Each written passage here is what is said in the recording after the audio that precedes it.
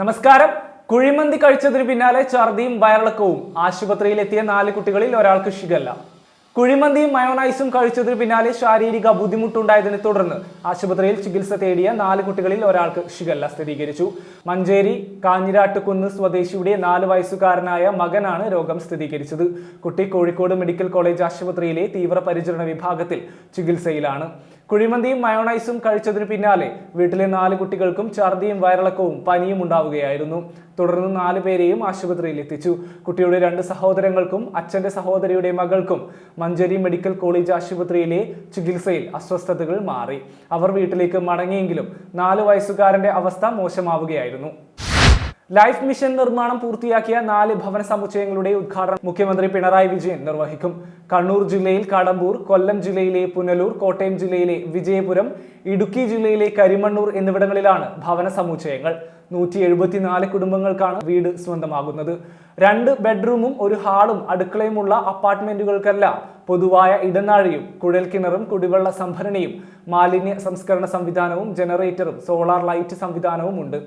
ഈ വർഷം 1 ലക്ഷത്തിലധികം കുടുംബങ്ങൾക്ക് കൂടി വീടുകൾ കൈമാറുമെന്നും 25 ഭവന സമുച്ചയങ്ങൾ കൂടി നിർമ്മിച്ചു നൽകാൻ സർക്കാർ ലക്ഷ്യമിടുന്നുണ്ടെന്ന് മന്ത്രി പി രാജീവ് പറഞ്ഞു. കേരളത്തിലെ വിവിധ ജില്ലകളിലായി ലൈഫ് മിഷൻ നിർമ്മാണം പൂർത്തിയാക്കിയ 4 ഭവന സമുച്ചയങ്ങളുടെ ഉദ്ഘാടനം സംസ്ഥാന മുഖ്യമന്ത്രി പിണറായി വിജയൻ നിർവഹിക്കും. സ്വന്തമായി അടച്ചുറപ്പുള്ള ഒരു വീട് എന്നത് സ്വപ്നം മാത്രമായിരുന്ന വീടോ ഭൂമിയോ ഇല്ലാതിരുന്ന 174 കുടുംബങ്ങൾക്ക് നാളെ മുതൽ വീട് സ്വന്തമാകും. ഓരോ ഭവന സമുച്ചയം നിർമ്മിക്കുന്നതിനും 6.7 കോടി മുതൽ 7.85 കോടി വരെ ചെലവ് വന്നിട്ടുണ്ട്.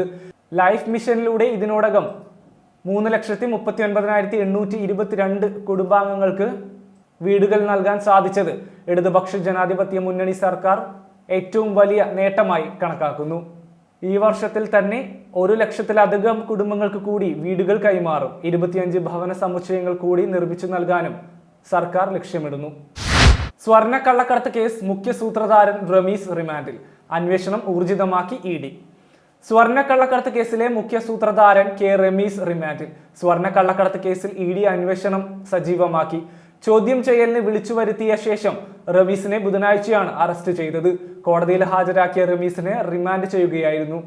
വിദേശത്ത് നിന്ന് സ്വർണ്ണക്കടത്ത് സംഘത്തെ നിയന്ത്രിച്ചിരുന്നത് KT റമീസ് ആണെന്നാണ് കണ്ടെത്തൽ.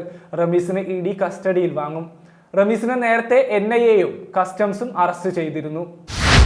ട്രെയിൻ തീവെപ്പ് കേസ് മുഖ്യമന്ത്രിയെ കണ്ട് അന്വേഷണ സംഘം സ്ഥിതി വിവരങ്ങൾ അറിയിച്ചു. ഏലത്തൂർ ട്രെയിൻ തീവെപ്പ് കേസ് അന്വേഷണ സംഘം മുഖ്യമന്ത്രി പിണറായി വിജയനുമായി കൂടിക്കാഴ്ച നടത്തി. ADGP MR Ajith Kumar, range IG Neeraj Kumar, ADGP MR Ajith Kumar, range IG Neeraj Kumar Gupta എന്നിവരാണ് മുഖ്യമന്ത്രിയെ കണ്ടത്. അന്വേഷണത്തിന്റെ സ്ഥിതി വിവരങ്ങൾ അന്വേഷണ സംഘം മുഖ്യമന്ത്രിയെ ധരിപ്പിച്ചു. അതിനിടെ ട്രെയിൻ അപകടത്തിനിടെ മരിച്ച റഹ്മത്ത്, നൌഫിക് എന്നിവരുടെ കുടുംബത്തിന് സർക്കാർ ധനസഹായം കൈമാറി. സത്യവും വ്യക്തവും കൃത്യവുമായ വാർത്തകൾക്ക് VMTV ന്യൂസ് ചാനൽ സന്ദർശിക്കുക. നന്ദി, നമസ്കാരം.